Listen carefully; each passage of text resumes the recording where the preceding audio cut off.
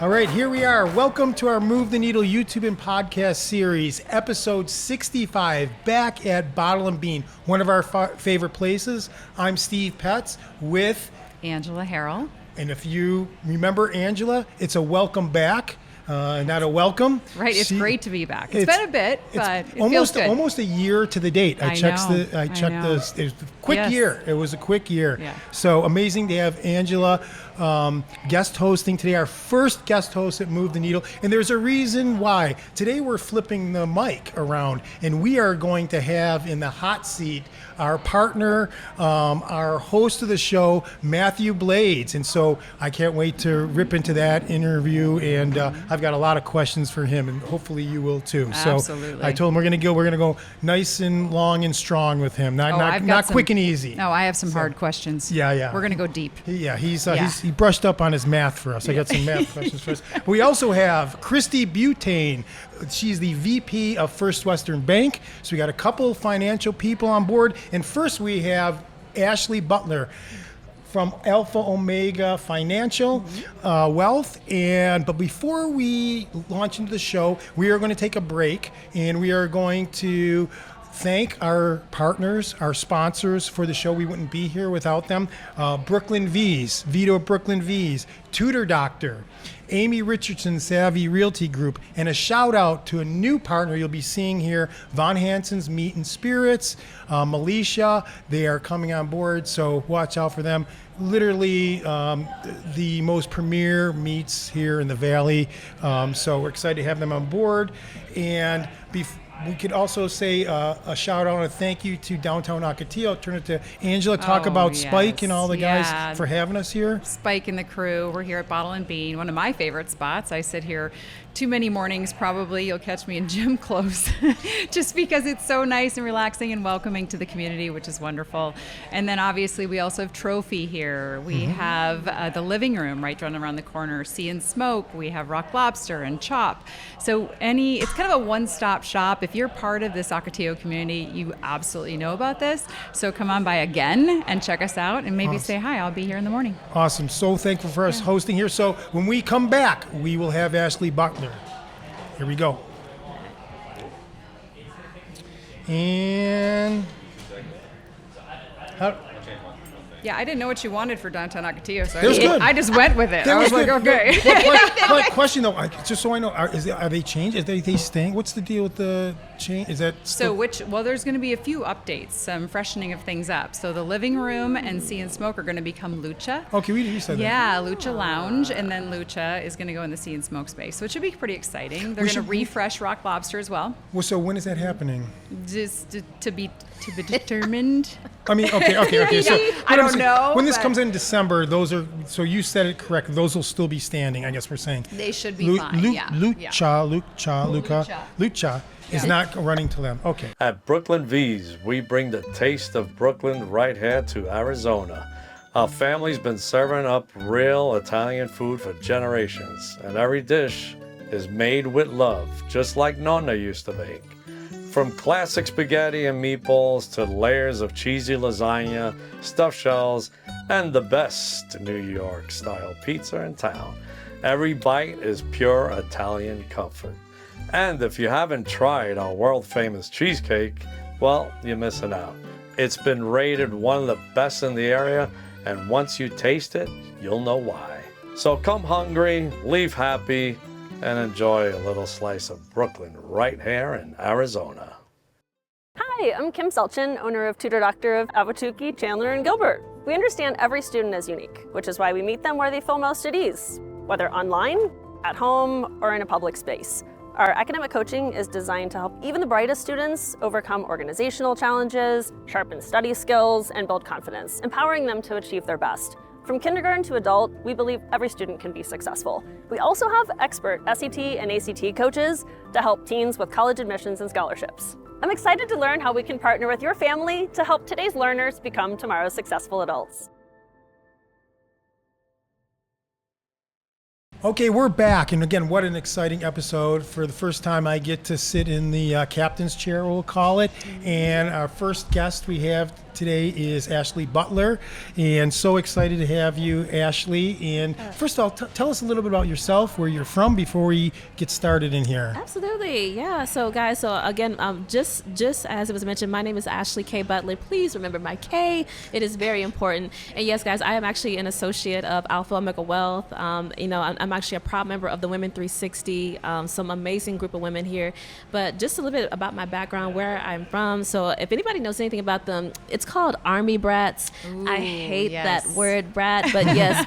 But I grew up as one of those Army kids where we moved around quite a bit. So I was born in Nashville, Tennessee, but we left and we moved around by the time I was age 5 from Germany. South Korea is where I graduated from high school. And then I came back to the States for college and then started my working journey from there. I did also go into the military myself briefly until I got injured. But thankfully, that actually ended up turning out to be a blessing in disguise, I should say. And because that's how I ended up coming to Arizona, found Alpha Omega Wealth, my agency, and just kind of hit the ground running from there. Found Women 360 and so many great, amazing people. So that's me. So how long has this been, this Alpha Omega Wealth? What are you celebrating here? Yeah, so I literally just celebrated. So I finished up year 2 and I'm now in year 3 of my business, and actually it's coming up on 3 years in Arizona. So I started my business here and did not know a single soul here. It'll be 3 years in Arizona on February 5th. So well, you walked in here today and you were like so full of life, and you have a great attitude, and obviously overcoming adversity is something that you've done in your life. But how cool that you were able to live abroad and have those experiences. Absolutely. And it probably makes you appreciate being here, right? Absolutely, 100%. And that's one of the things so many people say, like, oh my gosh, you got to live here, you got to live there. And yeah, but there's a lot of good advantages to that. Yes, you get to meet new people, experience new cultures, new foods. I love Korean food, just an FYI. Okay. But you also get to see, what poverty looks like in some other places. It looks completely night and day difference. U.S. poverty versus, Overseas. abroad. Exactly. Because there are no food stamps or welfare. No. There's nothing like that. You just have to, fend for yourself. So it was an eye opener for me, even as a young kid. So yeah. Yeah, absolutely. I've never had the privilege to go to South Korea, but I've been to North Korea. I know. Ooh. We can unpack that another day. Yes. So, but hey, so what landed you in this area, in the Southeast Valley? Absolutely. So I actually have relatives. So my uncle and aunt, as soon as they found out that I had gotten injured in the military and I was just kind of all over the place, they literally told me, come to Arizona, we'll help you get back on your feet. And, I thank God for them every single day, because without them, I have no idea where I would literally be right now. But yeah, they call them snowbirds here. They're not snowbirds. I mean, listen, like I said, I am from Tennessee. They're from Tennessee. Yeah. We get some snow, but it's not Idaho snow, Montana. No. Yeah, it's nothing like that. No, but, it doesn't compare. You're below that line for sure. Exactly. Yeah. So, but they have a second home out here, and it was just a nice time to just get away, get healed spiritually, mentally, and physically. And then from there, just started my entrepreneurial journey right then and there. So good for you. Well, thank you for your service. Thank you. First and foremost, thank you for your service. And I'm sorry you were injured, but it looks like you're thriving, and I'm glad. Oh, yeah. You picked the ball up, and I heard, speaking of your financial, I've got some quotes that you have a lot of quotes. So you've been getting out there the last 3 years. You said your calling is to tell people the truth about money. Yes.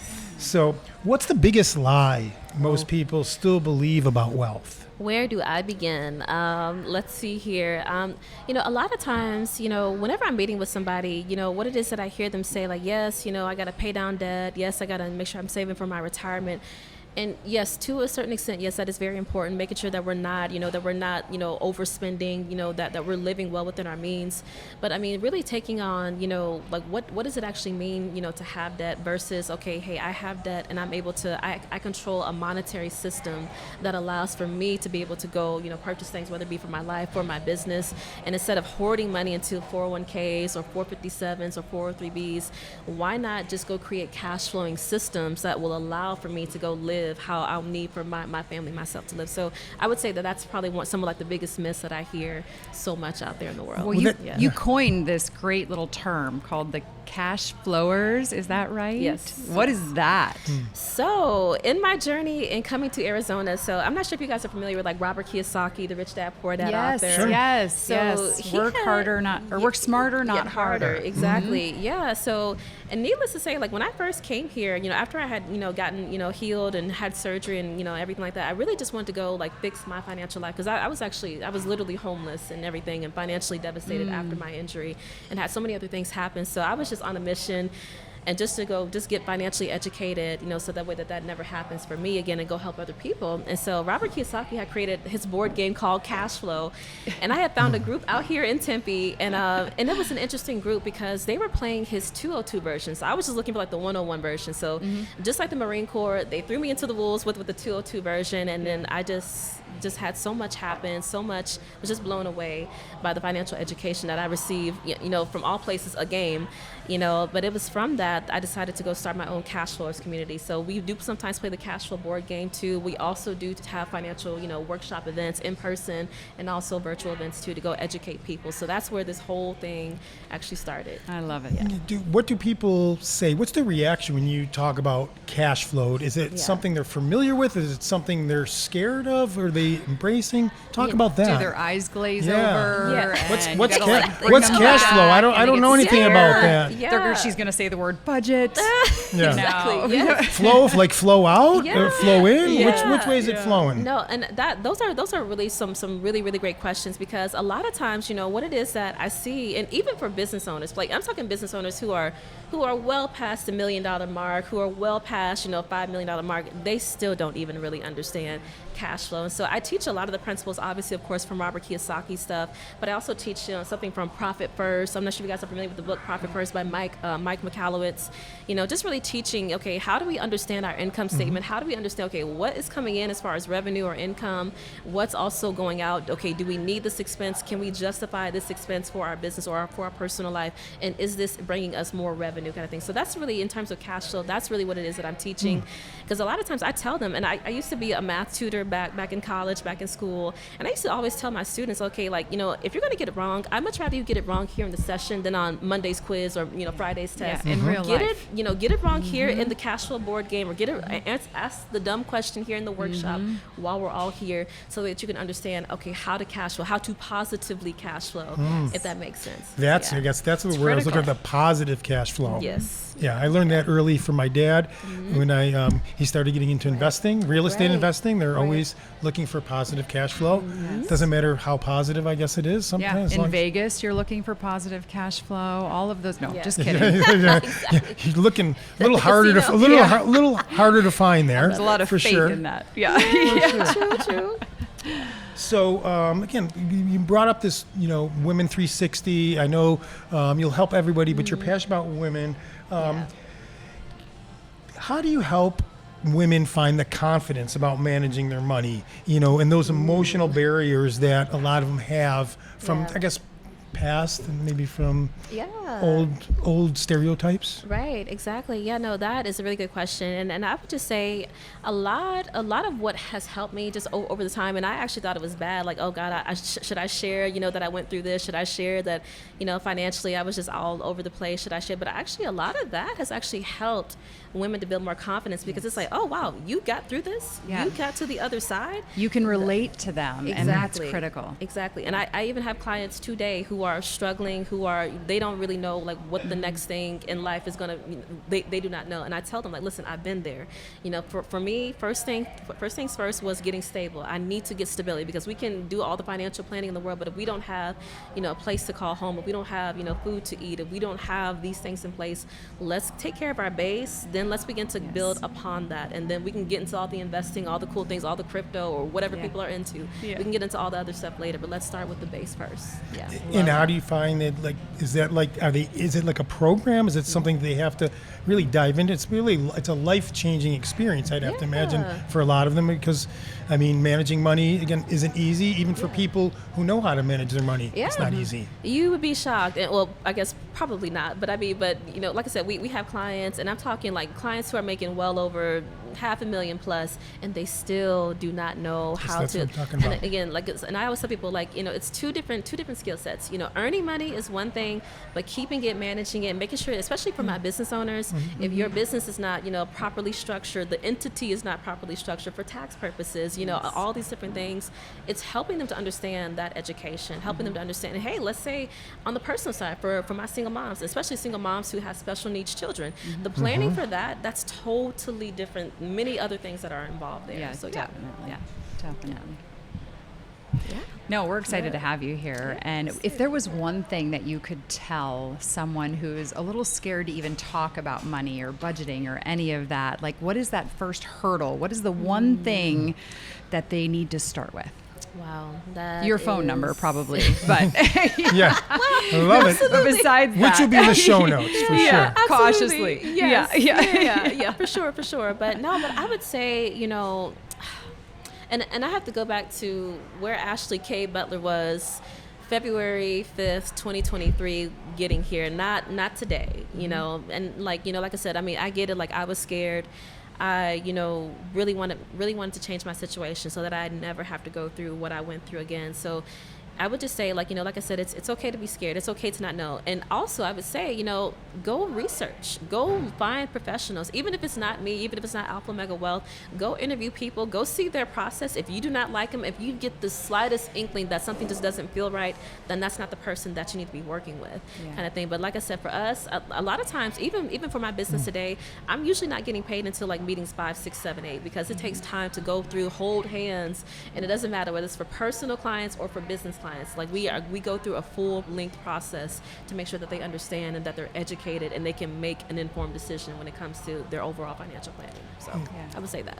I love that. Fantastic. And the next progression to that I read is you teach people how to be their own bank. Yes. Now, first there's financial management, and then you say be your own bank. It's like, whoa, what does that look like? Talk to us about that. So going back to that Cashflow group that I had found out here all those years ago, honestly, that was a very dynamic group, because that group, not only did they play Robert's board game, but they also had like a book club, a crypto talk. They also had monthly, cash flow strategy calls, and they brought in real speakers who actually are doing, like, bringing the game to real life. Like, how do we make cash flow and bring that into our world for real life? And so the very first book that was introduced to me was Becoming Your Own Banker by Nelson Nash. And so he's the original founder of the infinite banking concept. And so my agency, they had knew Mr. Nash back in like 1997 is when they met him. And so a lot of our principles when it comes to privatized banking, whether it's for business owners or whether it's for personal use, that's pretty much what it is that we teach. Developing your own monetary system, like where you become the banker and not having to rely on, other outside sources, kind of thing. So that's a whole other conversation, whole other educational thing that we teach our clients. For our audience out there, can you just, for a very simple, maybe a simple example who aren't what that math looks like? majors Yes. and who don't maybe do numbers. Absolutely, yes. So basically, really what it is so we understand banking. Like we get our paycheck, we deposit our paycheck into the bank. What it is that we're doing, we're actually taking the bank out of the equation, and we're putting our own personal banking system into the middle of that, where we're still the saver, we're still the borrower, but instead of saving, putting money into somebody else's bank and then borrowing from the bank, we are now that person. We now control the equation, because instead of paying interest to somebody else, we are now directing that back into our system. We're now directing that cash flow back into our system. Because when you look around in all the cities in the world, what are the biggest buildings that exist? What are the biggest financial institutions that exist? They're banks. Yes. So we're just teaching people how to take them out of the equation. We can still have them there as we need and as we see fit, but we now control that equation, if that makes sense. Sounds interesting and sounds empowering people. Yeah, exactly. Yeah, that's what it's about. Yeah. So I've been able to apply that for myself. Like I said, my whole financial world over these last few years has changed because of that. Beautiful. Because of just different principles like that. Beautiful. Before we finish up, you have any other questions? I've got a fun one I want to finish up with. I want to hear the fun one. one. I want to hear the fun one. Okay. If your life was a financial movie, From Debt to Destiny, Oh dear. what would the title be? And what's the one scene you'd want everybody to talk about during the credits? Oh my goodness. Oh geez. That was a hard one. I know, right? Yeah. She's good. How about just what's Ashley your favorite K. Butler. movie? Yeah. Angela, we're dealing with Ashley K. Butler. I know. She's got a She could movie be in a that rocket head. scientist. K, so that's all I. That's I all know. I The K, I struck out that K. It was for a strikeout in the beginning, so I'm sorry, Ashley K. I love it. The movie of Ashley K. Butler. What is that life. called? gosh. From the beginnings to now, what would you call that? You know, honestly, the crazy thing about it is it actually doesn't even really have anything. Finances are a part of it, yes, but it doesn't have anything to do with that. A lot of that has actually just come from relationships that I built here. This is actually the first place where I've lived. Arizona's the first, out of all the places I lived as a military kid, the first place where I have made the most connections, I made the most friends, I have, developed like the most. So I would rather say the title might be called Love, or just finding, I don't know, I know that sounds so Finding corny. love? No, but it's That's connection. finding connection. Community. Yes, yeah, this is the first place. So I would say that, just developing tight relationships, close-knit relationships. Like, this is the first place that actually feels like home. So maybe the title should be called Home, kind of thing. So I don't Connection, home, love, all Yes, positive all things. the So things. she- And attitude. I can yeah. just tell you have the best attitude. she can handle it. See, know. she I knows got how good to. people around me, guys. Yes. Yes. So Such thank good you thing. so much. So Ashley K. Butler, Alpha Omega Wealth. You'll find her information in the show notes to get in touch with her. I'm sure she'd be happy to consult with you and share all these personal these tidbits. I'm sure have a lot more to them. Oh, yes. So when we come back, we have Christie Boutain. She's the VP. Hopefully I'm saying that correctly.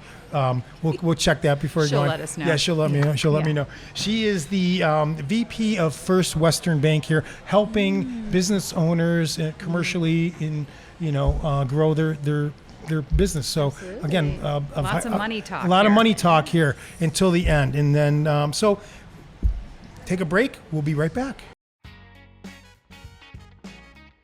Buying or selling a home is one of the most important decisions you're going to make, so you deserve someone who truly cares about your journey. I'm Amy Richardson with the Savvy Realty Group and HomeSmart. Living and raising my family in Ahwatukee for nearly 20 years, this community isn't just where I work, it's my home. Growing up in the Midwest, I learned early the importance of connections and relationships. These values shape everything I do. From our initial conversation to long after you've settled into your new home, I'm here to provide ongoing support and guidance.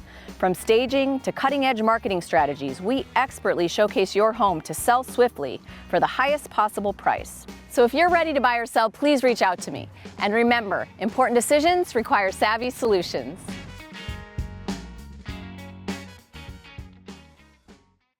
In a world of shortcuts, Von Hansen's brings back what's been missing. Real butchers, real flavor, real pride in every cut. Since 2004, we've been Arizona's new, award-winning, old-fashioned butcher shop where service still matters and every order is cut just for you. From our famous butter garlic breasts to over 100 handcrafted sausages, everything we make is done right here, in-house, the way it should be. Whether it's a small family dinner or a large gathering with friends, Von Hansen's helps you turn every meal into a memory.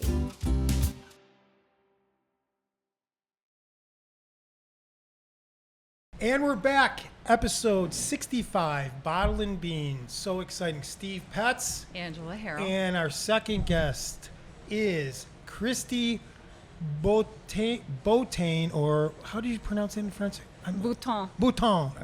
I couldn't Are you try. French? I Is am the not, question. but I Okay, have practiced. just curious. I have practiced that Boutain. so often by myself. Christie so, Boutain, yeah. First Western Bank Vice Yeah. President. So, welcome. Thank you. Tell us about your journey, how you ended up First Western Bank, where you're from. yeah. Tell us the good stuff. The whole history of Christie. Let's do it. Where do Yeah, I begin? Hang on. I'm going to just, I heard that you're from Minnesota. Yes. Okay, so am I. Excellent. I know. I love Okay, that. All right, now go. Yeah. Now go. Yeah. So, yes, born and raised in Minnesota. I was born in Redwood Falls, grew up in Granite Falls, moved to Moorhead to go to Moorhead State for college.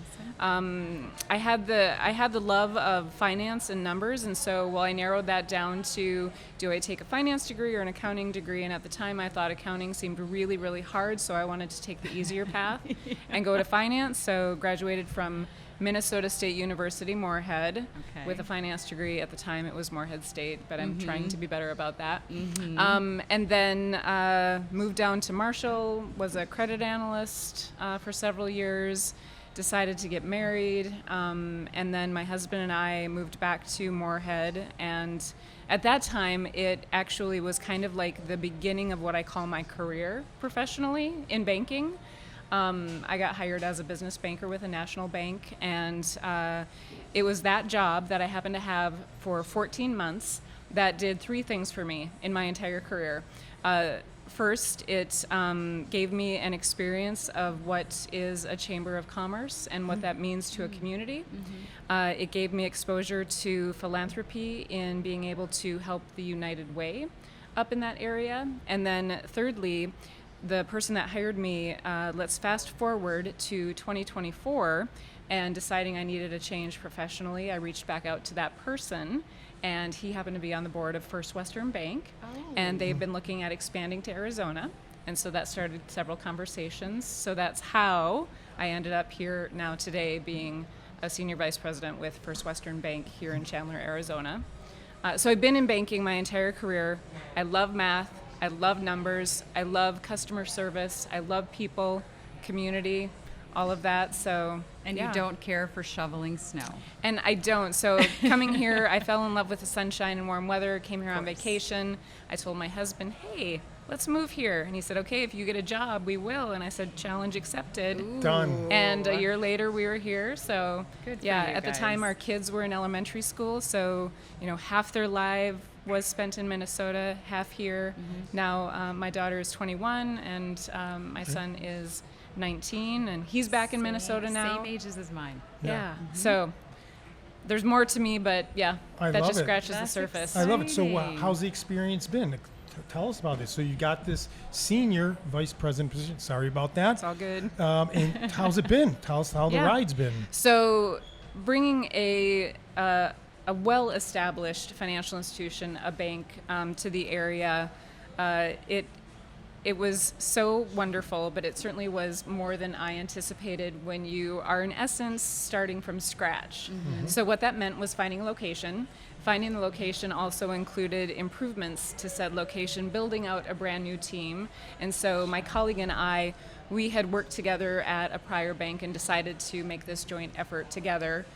We've spent the last several months doing that, building out our team, and when we were able to then open as a full-service branch in September, actually yesterday we just had our grand opening. You have that time frame where you're working out all the kinks and stuff, so we had a great turnout yesterday. We had 3 ribbon cuttings yesterday. We're part of the Fantastic. Gilbert, Chandler, and Mesa chambers. So it was a fun day, lots of people, lots of conversations, but really good. So Where did you be? So where's the location at? So we're located at Alma School in Elliott in Okay. Chandler. The location for us is ideal. It's really close to the 60 and the 101, nestled in Chandler, in that community. So yeah, it's a great spot for us. Yeah, that's fantastic. Well, I've got a question on, I read that your mission is to bring trust and transparency to banking. What does that mean? Yeah, so the banking industry has evolved in the entirety of my career, spanning over 30 years. And I am an observer, an analyzer, and so I look at the history, I look at the present, and it helps me predict the future. And so in our industry, we have enough examples of the loss of trust in that space, and really just I'm passionate about helping people, and my values being high in integrity and trustworthiness.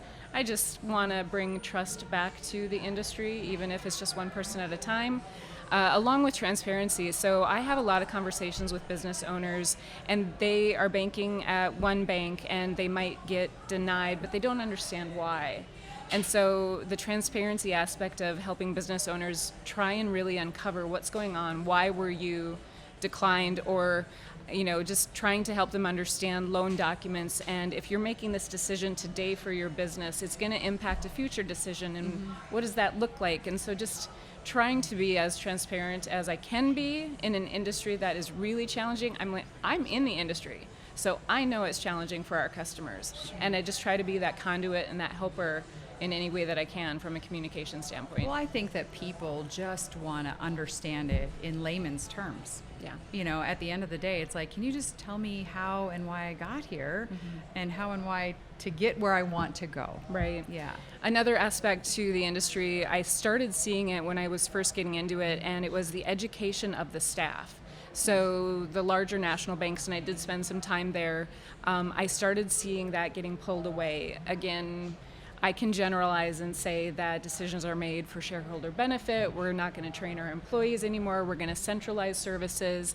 So I started seeing that education aspect getting moved away from staff, especially in my core space of being a business banker. And so with the lack of education, what also comes along with that is then you lose the advisory perspective of a banker. So, jumping back decades ago, being a banker in a community, that was like a go-to hub. Yes. Walking in the door, you could trust who you were talking to, that they were looking out for you, and they could help you understand the nuances of what was going on in your world from a financial perspective. Well, and when you said community bank, I mean, it literally was, I think of southern Minnesota where I'm from, community bank.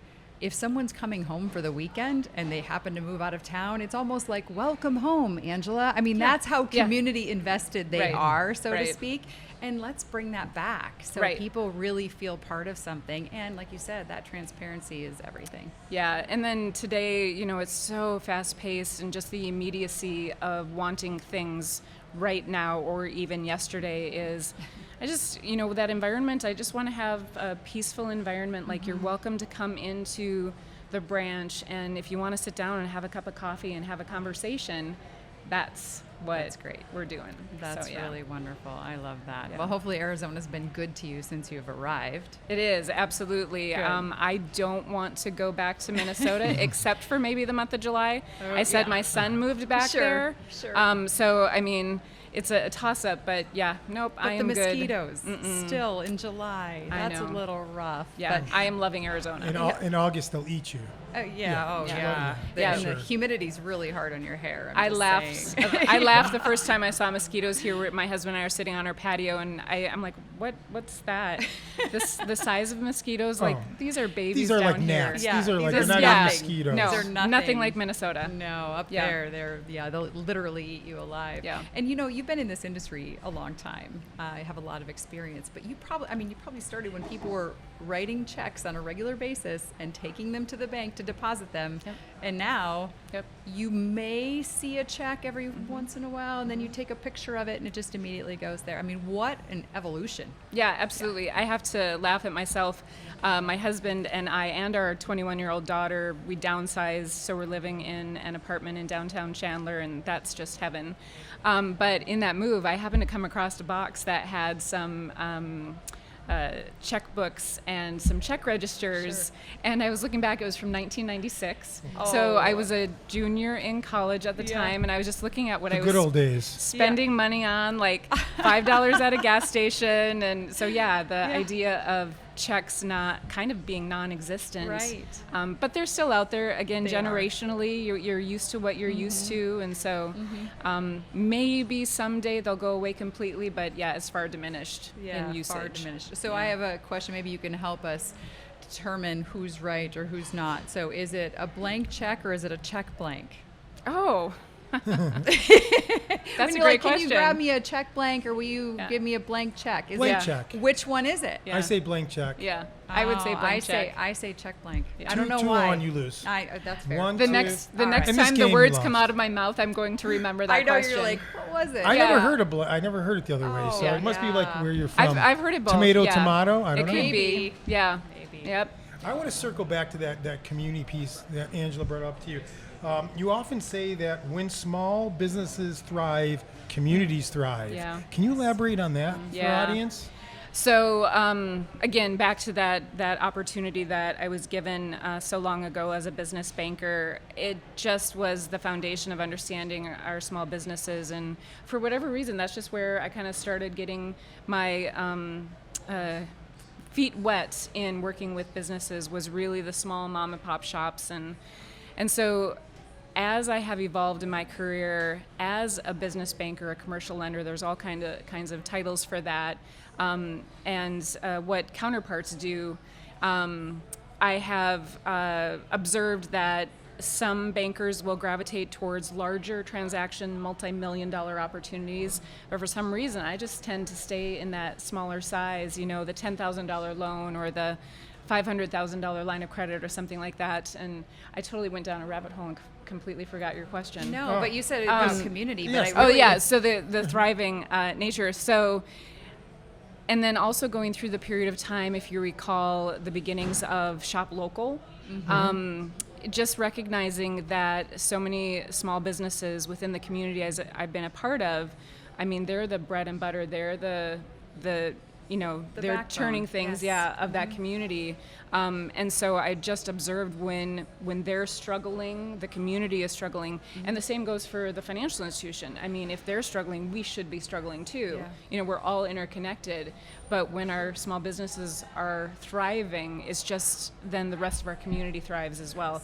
For me, I always describe it as the utopia of what I try and do every day. It sounds like your passion. I mean, for sure. Yeah. I mean, A little bit. yeah. A little bit. What else you got? You got anything for Angela? Well, Let's she see. settled the great debate Yeah, already. she said So I I mean, sorry. I'm no, like, you're licking I your wounds lost. from that one. I I feel know. defeated. I've got nothing. Yeah, you got nothing. Yeah. I think. Well, I've got a couple other good ones too, if you want to. Okay, so again, reading. You've built a career inside the banking system, but you often sound more like an advocate than a banker. You're like on the other side of the That's fence. a compliment. So Yeah. that's what I'm meaning. So Yeah. talk about that. Yeah. So a lot of the time I will have conversations with business owners. Again, that's just my primary activity.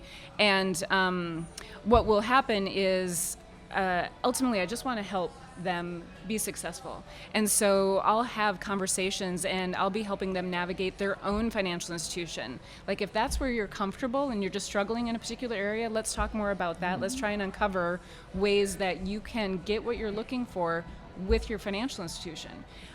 If I can help you with that, we're doing great. Another one is if I do have to decline somebody, and I hate that word, it's like I can't do it right now. But here's option A, B, and C of what you can do or what we can do over the next X amount of time to get you to the point where it will make sense and I will be able to help you. Beautiful. So just looking at the conversations that I have and just helping in some way, even making a connection for people.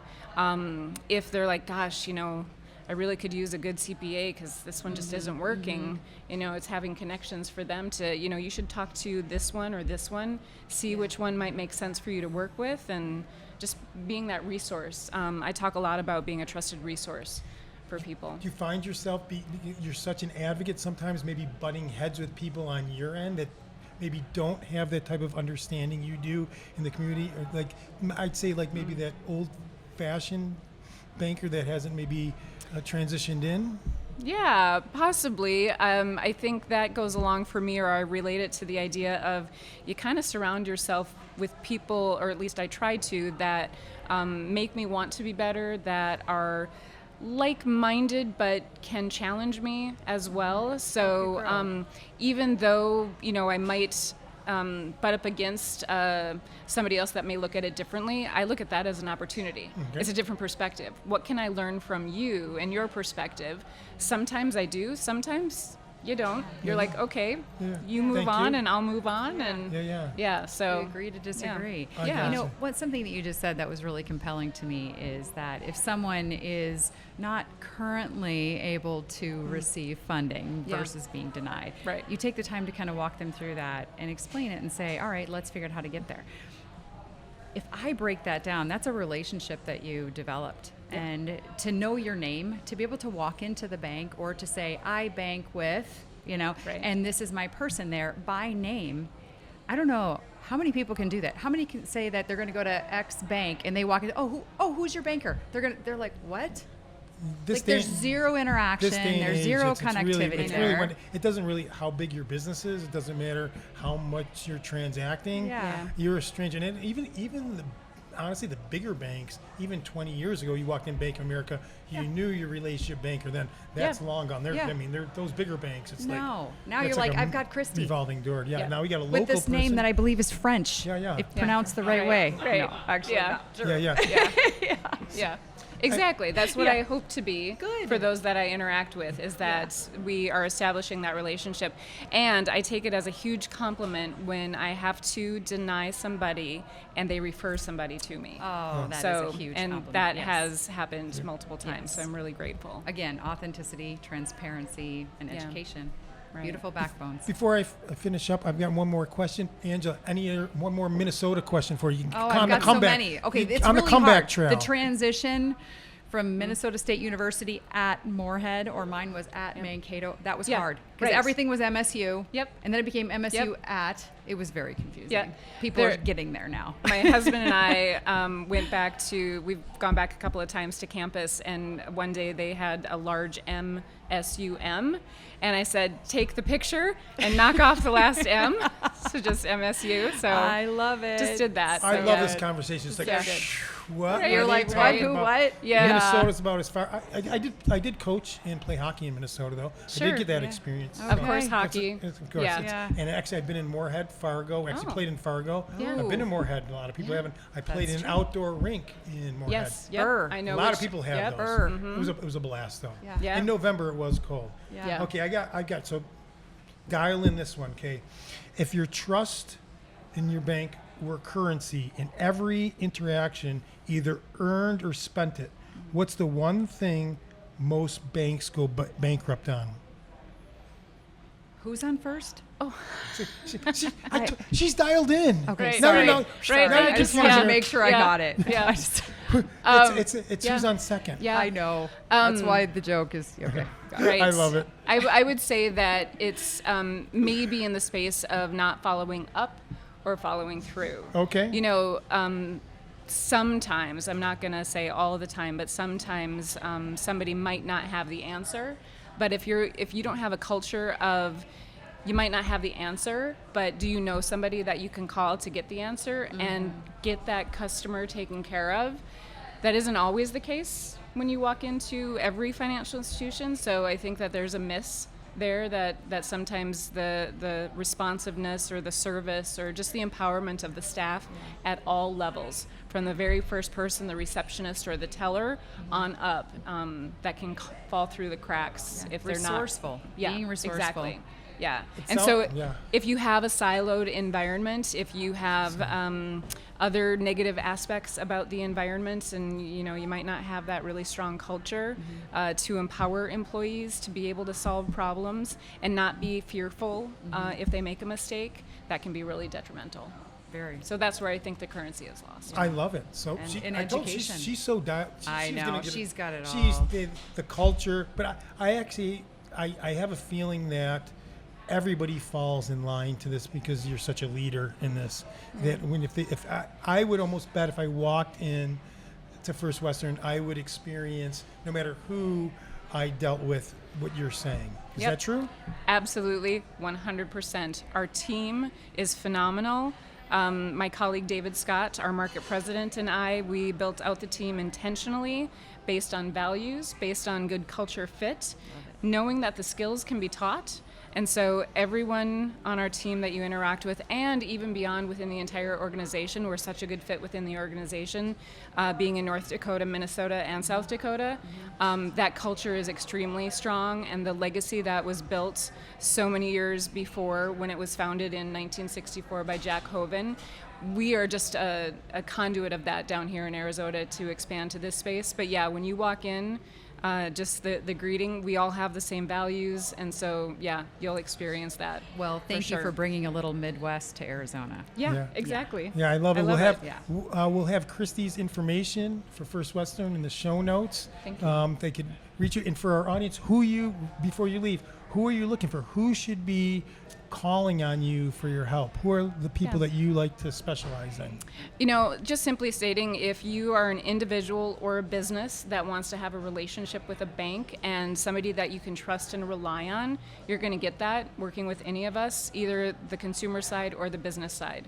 So, yeah, if you're looking for that relationship, we're ready to help. A personal experience. I love it. Yeah. Local, right here in Chandler, right down the street, just a couple miles Yeah. down the road. So amazing. Thank you so much for Thank coming you. on. It's Yeah. such a pleasure and so Yeah. pleasant Yes, thank you, conversation. fellow Minnesotan. Thank So- you. Thank you. And when we come back, so exciting, the Mathew Blades in the hot seat when we come back.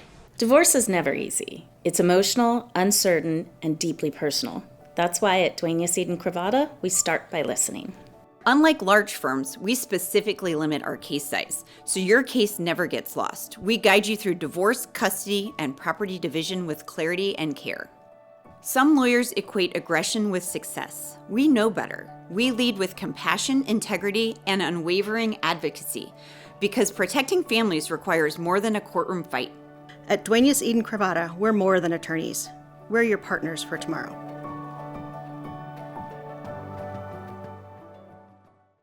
We are back, episode 65 here at Bottle and Bean. So exciting. Why?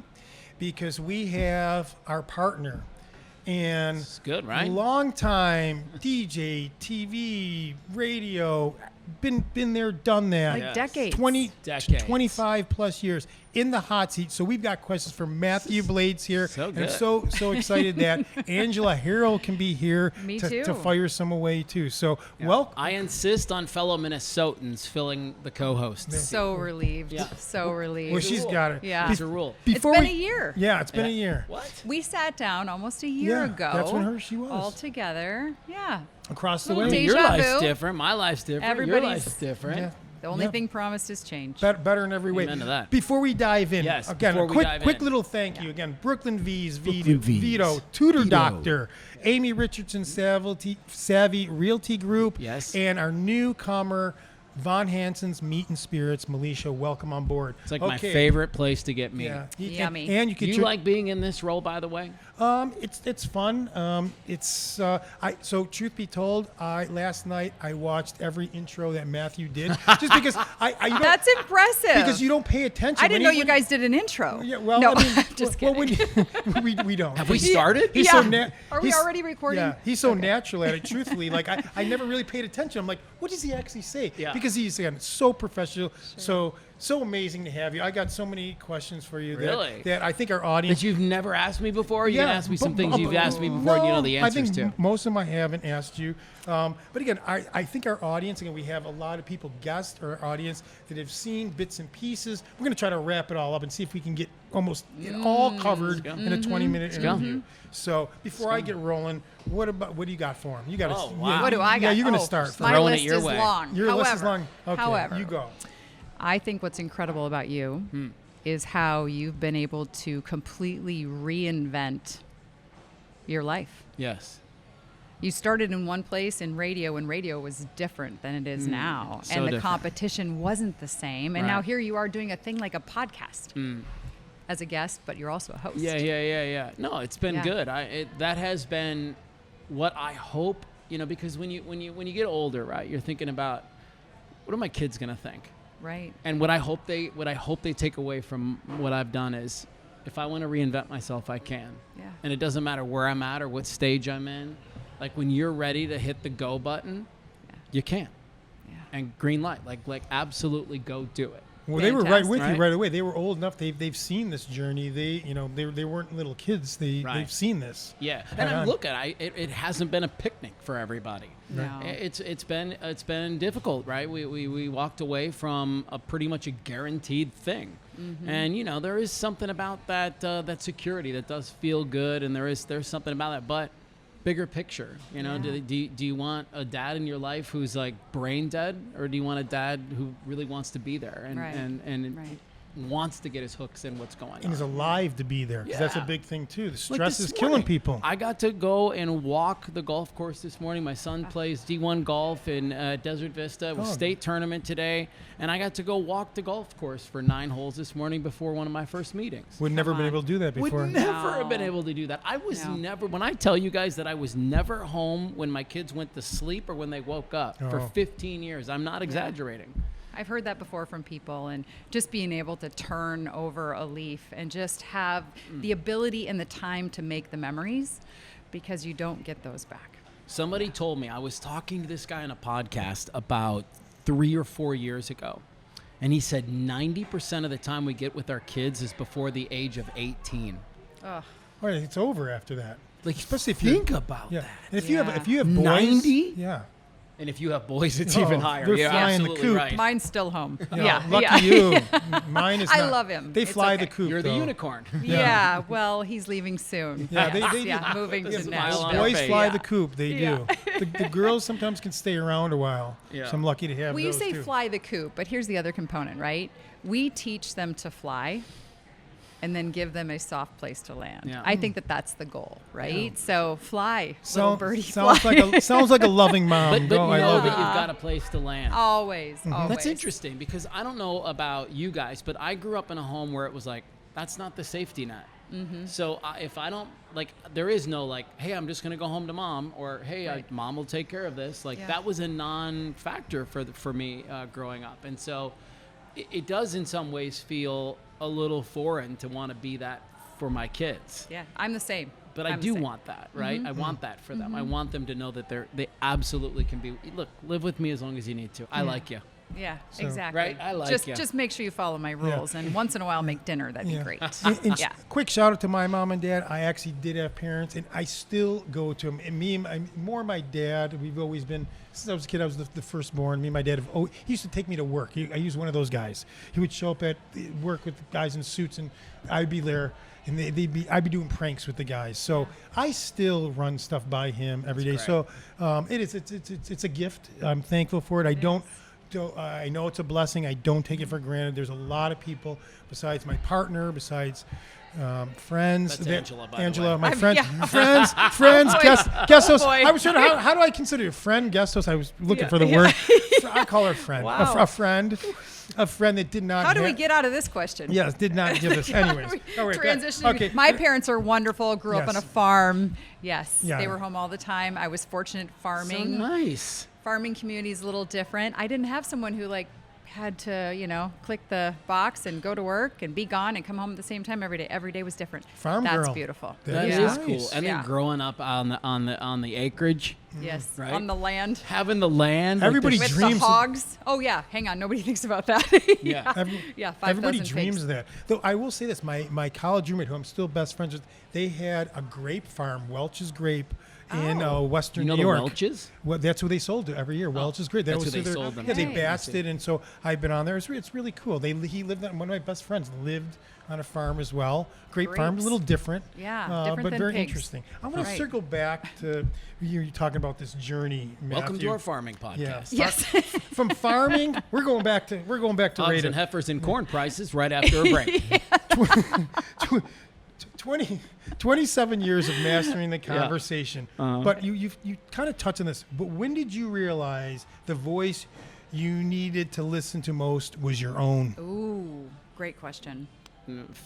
4 years ago. 4 years, that was it? Wow. I mean, well, that's not true. I listened deeply to the voice when I was a kid because, I remember being 10 years old in my basement, had this little record player, and I had 2 records. I had Queen, Another One Bites the Dust, and I had The Cars, Shake It Up. Wow, two And I good would- ones. Cue the music. Yeah. And I would go Fantastic. back and forth on those 2 records, and I would pretend to be a radio personality. I would do giveaways. I would, introduce the song. I would just do the things that I heard on the radio. Farm prices. Yeah. Exactly like farm prices. And then when I got, to be old enough, it was like I walked into this radio studio in KDWB in Minneapolis. Oh, And no way. That's where I interned. Oh my gosh. So I interned at KDWB, and I walked in, and it was like, oh my God, that is what I will do for the rest of my life. And so I was good at listening to my voice back then. Yeah.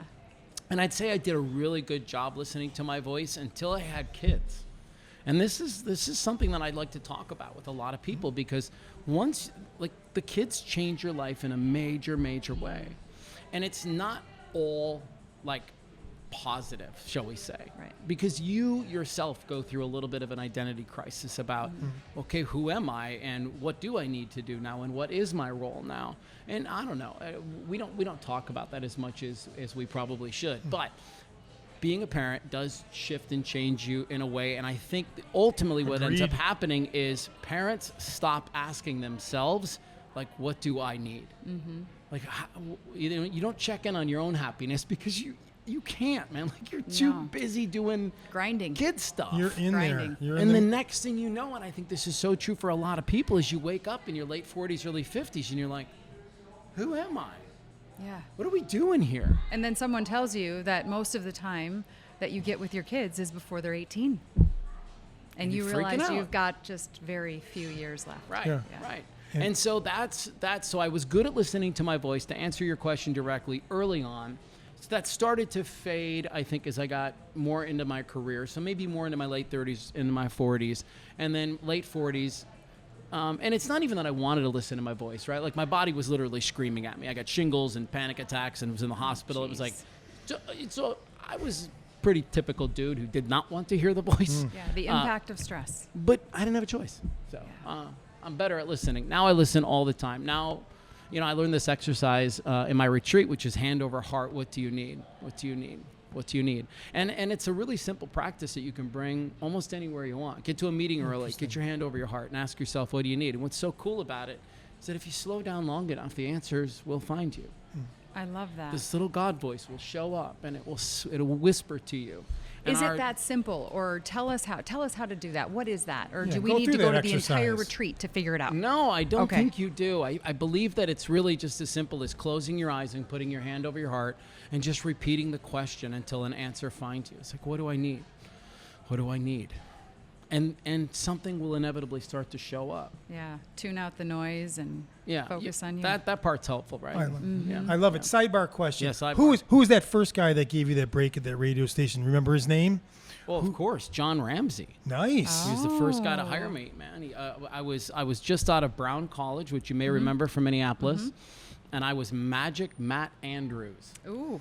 Hello. Magic. Hi. Magic Matt. There was a really famous Not radio Magic Mike, Magic Matt. Got that came way after. Yeah. He was the first. Sorry. He was the first. Radio, TV, Nobody radio. wants to see that. But there was a really famous radio DJ in LA named Magic Matt. And I was like, oh my God, that's so awesome. So I'm going to be Magic Matt Andrews. And John Ramsey hired me, and I'm sitting in his office with him, and he's like, congratulations, you're hired. Your name sucks. I need you to change it by Monday. Okay. Literally, right there. Literally the words out of his mouth. And I was like, okay, great. So, I wasn't married to So it now anyways. we're getting the history. Blades. There it is. How did it That's how come up? Blades came is to it be. is it just the love of hockey? No, Nothing to do with hockey. So silly, but Tony Fly, who was on KDWB, I'm referencing these people like you know them. Right. Personal friend. Yes. We are very Way back, very, very close. Minnesotans, right? But he said, great radio names have 3 syllables, Matt. Because back then everybody was calling me Matt. And I was like, oh, okay. So he was like, you're going with Mathew, and then you need one more definitive last name. Okay. And so I wanted something that I felt like was sort of edgy, maybe pun intended, right? But could be believable. And Blades it was. That's no hockey. It just so happens that you have a love of hockey. I do. And you've been in hockey just I know. Blades. Coaching for 20 years. And we said that. And you've been Matthew Blades forever. That's what people know. I didn't know any different. Yeah. I didn't know it until this moment. Most people don't. Almost nobody in my life does. Anderson with an O-N. Yeah. But this is Matthew Blades is better. I have to give it flows to them. off. That's why I felt so bad for my wife when she married me, because she had as the coolest, or she comes from a family and their last name is Rocket. Rockett. Okay. And, she had to lose Rocket to get Anderson, which feels like such a downgrade. And I'm so sorry. I think Blades. I think go with Blades. I asked the family at one point if they wanted to collectively change their names, and everybody was a hard no. Oh, that's special, though. Even my boys. And they were like 10 or 11 when I asked them. That's really special. So we keep it. So is that 3 syllables? Is that still something that goes on? Is that what they say, or is that? I don't know. You just think of the way, is it folklore? Huh? Is that folklore? Or is that how everybody Well, you was? just think about the way that those 3-syllable names roll off the tongue. Because I was saying that, like, actually, They're so easy to pronounce. So I'm Steve Pets, but Stephen Pets sounds better. That's the extra syllable. Yeah. Interesting. And then there's a whole bunch of syllables in your actual last name, Yeah, right? so we like can't people even just cut them off and There's just way too many for that. Truthfully, as a kid, I was known as Pets. It's a family nickname. Yeah. Everybody immediately shortened it. So being Steve Pets is actually really makes me more who I am than anything. Yeah. I actually, Steven, how about that? that's my. Steven Pets. That's very good. Stephen Thank you. Pets. I'm a quick learner. Okay. I like Angelica Harold or Angelica Yes. Dale. Is Yes. the middle Angelica name. Dale. Yeah. Angelica's Yeah. just, I mean, is there a better name? Right. We can go for that too. Okay. You'll Next find my email address. Next question. Farms and names. Yes. Next on Move the Needle. Here we go. Okay, here we go. You've helped people learn from those who lived it. Yeah. Out of all those stories you've heard, which one redefined what success means to you? Okay, so there's not really any one interview that I've done that has flipped anything on its head. It's more of a collection of now 350 stories in, talking to people about the worst day of their lives and figuring out how they cycled out of that for themselves.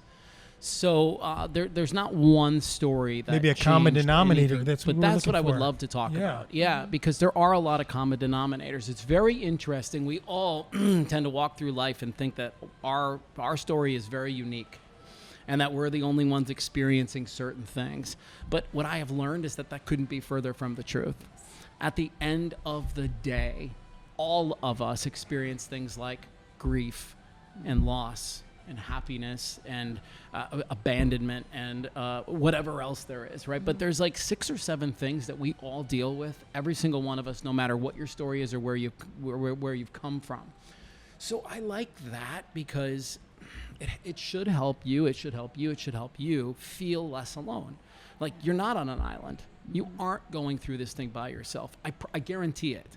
And I've had some wild interviews, that I've had on Learn from people who lived it before. We're just not as unique as we like to think. But to me, that feels like, okay, good. Because now we have less and less excuses to bond with each other. And the bonding is the thing that we're missing right now in our world, I right? agree. We're as disconnected as we've ever been. And that's really starting to have an impact on people's mental health. Because, like it or not, even introverts need a little interaction. Yes, they do. They just get their fuel elsewhere. That's exactly right. Absolutely. So how are we going to change that? You said it's going the wrong. How are we going to change the trajectory as a society? You're saying it's going. That's it. That's It's where one by one? That's exactly right. It doesn't happen any other way. There's no way to sweep this thing in. You just have to fix your corner, and you have to work on your corner. And I have to work on my corner. And if we can all collectively do that, the sum of all of that should be noticeable. Yes. Yes. I love that. Yeah, It's a big feat, but I'm up for the challenge. Yeah, it really is. You got to check in with yourself. Like, what do I need, right? And I think if we're honest with ourselves, I know this unequivocally. If we're honest with ourselves, we need love. We need acceptance. We need somebody to say, good job. We need somebody to tell us they care about us. Yeah. We need people to care about. And we're almost doing the polar opposite of that right now, And I always say, we've built walls up that are so tall around us that not even the good people can get in anymore. It's a fact. It's just so hard. Like, you meet so many amazing people in your day, and how hard do you make it for them to be with you in relationship? Most of us make it really impossible. Right. Yeah, and we have this thing in front of us called a phone or a device or whatever it is, and it sits in front of us, and I feel always like it is a block to the things that are around you, the people that are around you. It's almost like you've put up this shield. What if you put it down and felt the energy and let it come to you and just asked an extra question of someone? Let's talk about that, because that's really important, right? Some people don't want to slow down because what is going on in their life they don't like. Yeah, that's fair. And in the moment that they have to start thinking about the answers to the questions, it doesn't hit well. No, it's uncomfortable. Right. And it's so much easier to just keep scrolling and find a great video that's going to make me laugh and give me that dopamine hit. Right. Doom scrolling. Yeah. When Guilty. I get into the doom scrolling too, and I get so angry with myself, Yeah. but it's usually after about 15 or 20 minutes. Yeah. Yeah, that's good. Set a timer. I mean, they exist for a reason. Such a good And I point. will say this, Mathew, unfortunately, I had a conversation with my daughter about this. Talk about like last week. It's not not getting any better with them because this was her take on this. Her take is that this new generation, she's 20, second year in college. She says, Dad, we're almost kind of taught to be that. Like, we're kind of independent. That was her word. Like, I'm like independent. I'm not taught to rely on other people. Like, again, if you think about that, you can almost think about like the old landscape. The neighbors watching out for neighbors, the people knowing each other, the banker knowing who you walked in. When you don't have that relation, when it's almost everybody's a stranger, that's why I took it. It was a really interesting conversation because we were tapping into this. I'm like, Annalise, tell me about, how is it? And she's like, Dad, I feel that because I want to know, like, why do they feel lonely? She says, because that's kind of like how we are taught. We're taught to the phone, that's where we got to go. There's the instructions. You pull up to class, you move out. Again, there was so much more when we were growing up that we obviously didn't have this device. So take that device away, but we had to communicate where they just don't have to communicate anymore. They just don't. I don't know how else to say that. And think about the garage door community, the curse of the garage door. Like, you pull in, do you leave it open? Do you talk to your neighbors? Do you walk around, or do you just quickly close it behind you and go inside? Yeah. Most people do that. I have a lot of garage door neighbors. Yeah. I love but that. Matthew, about this younger generation, I mean, again, like you talk about how if that's how deep rooted this issue is. I mean, if we have so we're like, we could reflect, we could change. To your point, like my corner, your corner, we could change, but for a 20-year-old, a lot more difficult. Sweetheart, we tell my daughter to put her phone down. Now. I mean, I have a lot of faith in young people. Like when I visit with people, and this isn't just hearsay, but when I'm talking to people one-on-one that are in this age demographic, I feel as though they are the spark that is going to propel us into whatever this next thing is going to be in life. Absolutely. This younger group, man, we ought to start loving on these guys like nobody's business, because this age group is waking up. They're looking at the world around them and they're going, what in the hell are we doing? Right. So my daughter and they want to fix it. Yeah, They so my wanna daughter and your change it. son are in this. So again, to your point, spiritually, I'm with you on board, but they still have that device that's sucking them in. And that's what she's basically pointing at, Dad, they're sucked into that device. And until that, I hate to say it, until that like becomes secondary where they could, so they don't like it herself. She hates it. She's like, I wish everybody could just get off social media. That's the thing too. They all feel it. They can't. Right. Yeah. All you have to do is set the phone down. But they all have I to. believe this is a social media thing right now. But they all have to do it. That's the thing. Is like you can't. That's what she says. But Dad, I would do it if everybody did it. Don't put your foot down until after you watch this episode. Keep watching this one. Subscribe to this one. Different. Yes. Stay on through the end of this. This is educational. And then we're done. Mental health. Yes. Lots there of the go. important pieces we're going to cover here today. Okay. What do you got from beautiful. this? So go on. You're going because I've got too many more. I know So you've got like a book over there. Yeah, I'm like, we're we only right. have so much time. I know. Yeah. No, I just think it's, again, I just go back to that transformative piece and the impact that obviously it's had on your life, starting where you did. I mean, back in Minnesota, right? And then being on radio for so many years and now doing your podcast and then being a guest here and producer of this one here. I mean, you have your hands in a lot of things. And are you doing this? Yeah. Are you still doing Constantly. this? Do you continue to check in? Every day. Awesome. It's the most important thing to me now. I never used to put myself first because I grew up in a world that said that's completely selfish. And there is no, like, everybody else first. And man, did I live that life so well.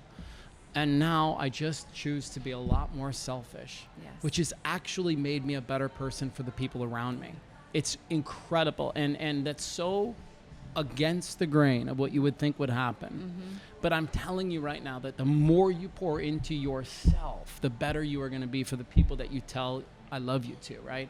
I work in prisons, and one of the things I challenge the guys on is say, because every one of these dudes are so hard, right? And they always say, like, I would die for my brother, I would die for my chick, or I would die. And I always say, but will you live for her? Right. Will you actually stop all the chaos and the dysfunction in your life, and will you live for these people?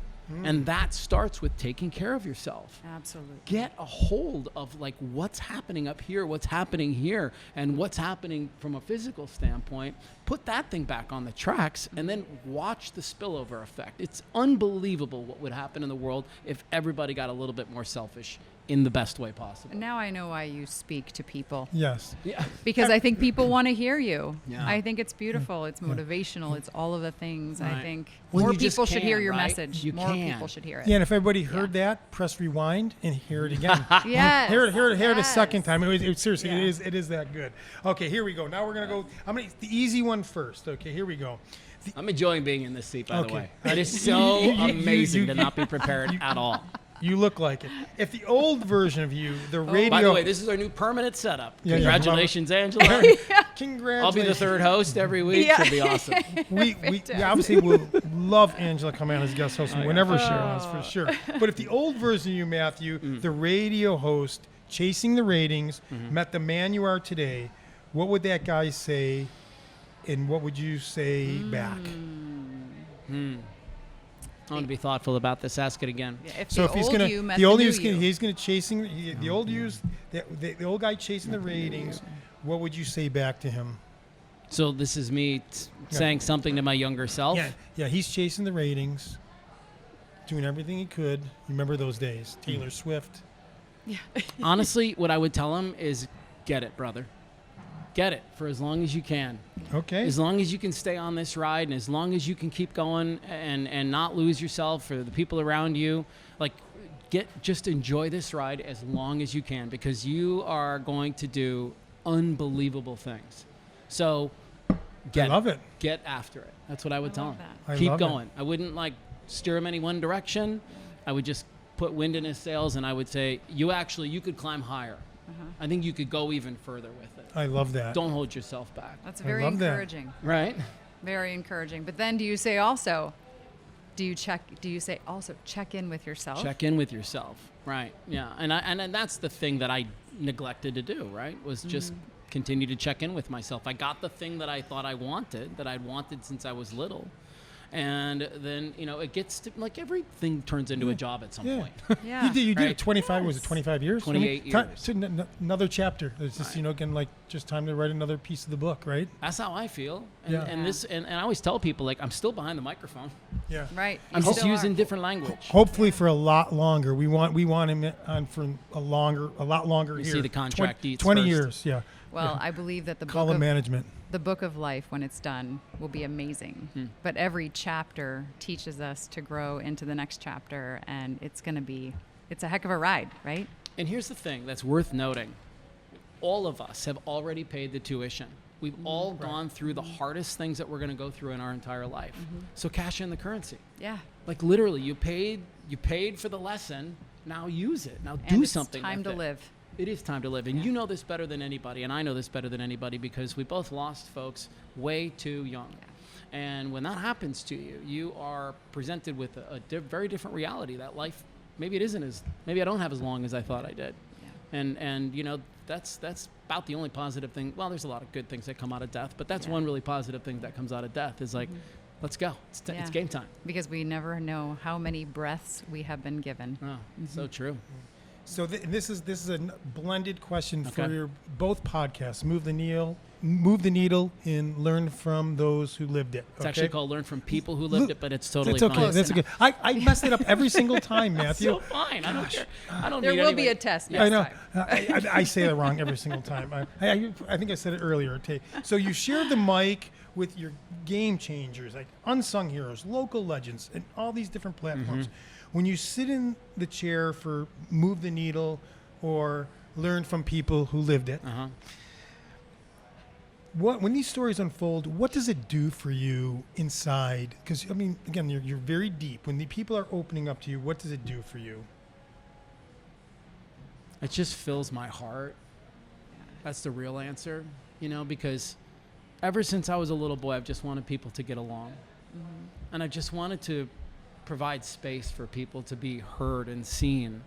And when I'm interviewing somebody, that's how I feel about it. That's the energy that it gives me. I feel like I'm giving them that life because I'm so interested in them and I'm so interested in what they have to say.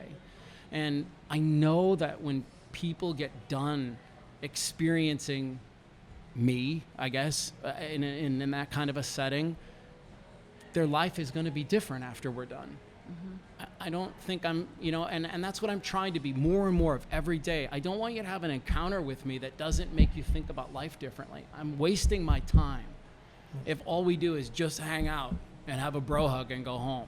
Yeah. Like, I really do want to see how I can impact your life and how I can put a little thumbprint on there, because I truthfully feel like God has sent me here to do these things, and so I'm about that life. Well, Yeah. is That's your a good life. Is It's your a good partner life. is It's a your good partner sitting next to you? On these shows in our second year, you're achieving a lot. I'm proud to be your partner. Thanks, proud. bud. I'm proud to be in a community, in an area that I have, you and people like you. I know there are others. Angela's one of them as well. Yeah. So again, proud for that. One of the good ones. Yeah. So you're moving the needle. I mean, that's what go. it is. And so that's what I'm Just keep amazingly moving it. proud. Yeah. Yes. Okay. And so Just let me keep see. swimming. And let's see if swimming. Nemo.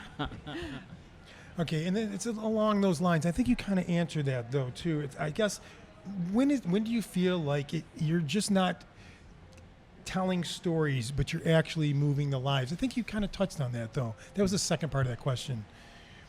That you're just not, you're touching people's lives. You're just not mouthing the words. It's actually resonating.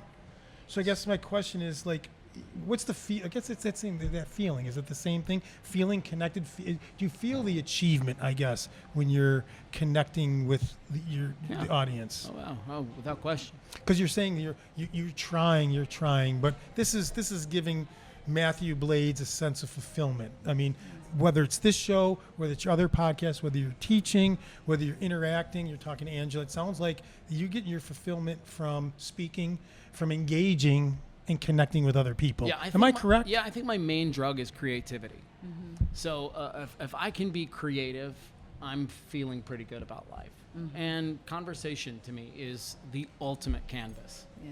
Because I don't know what you're going to say next. Right. I don't know what you're going to say next. But that to me is the fun of it. You definitely don't know what I'm going to say couldn't agree. next. No, we don't know what Steve's going to say next. Yeah. However, no. I mean, like you said, you like to leave people with something, a sense of curiosity, a sense of purpose, inspiration, whatever it might be. It comes back to farming, right? So you've literally planted some seeds that hopefully people will nurture and grow. You might not be able to see the impact, but you know that there will be impact. And I think that's beautiful. That's it. Let's stay on that, right? Like there's a lot of people in their life right now who feel like they are buried. And like life is overwhelming and that they are under the dirt and they're like, oh my God. But what if what Angela said is the truth? What if you've just been planted? Yeah. Because they both can feel the same way. Very true. Right? But one has got some real promise coming down the road. And the other, we'll see. Yeah, if you could see the blossoms, if you could see it, if you were able to see the crystal ball, yes, you'd feel differently, right? Yeah. You would. So, well, I want to. What an amazing show experience for me. Thank you, Mathew. Again, I learned a lot. We learned a lot. What did you learn? What was your takeaway? I did not know your background. I didn't know how you walked in the studio. I didn't know your roots. I didn't know you played records. I didn't know it was that much of a dream of yours. Yeah. And so for me, your life has been manifest destiny. And so that should be inspiring for those other people out there, that if you can dream it and you can see it, you can do it. Okay. And you did that. So Good. I thought it was an amazing show. Big takeaway from Angela. What's your big yes, takeaway? Thank you so much. It was predictable, but I would say that it's never too late to start again. Yeah. Good. And never too late to have an impact. And you may have impact in different ways, but it might impact just one person. That's all it takes. That's all it takes. That's all it takes. I love it. Yeah.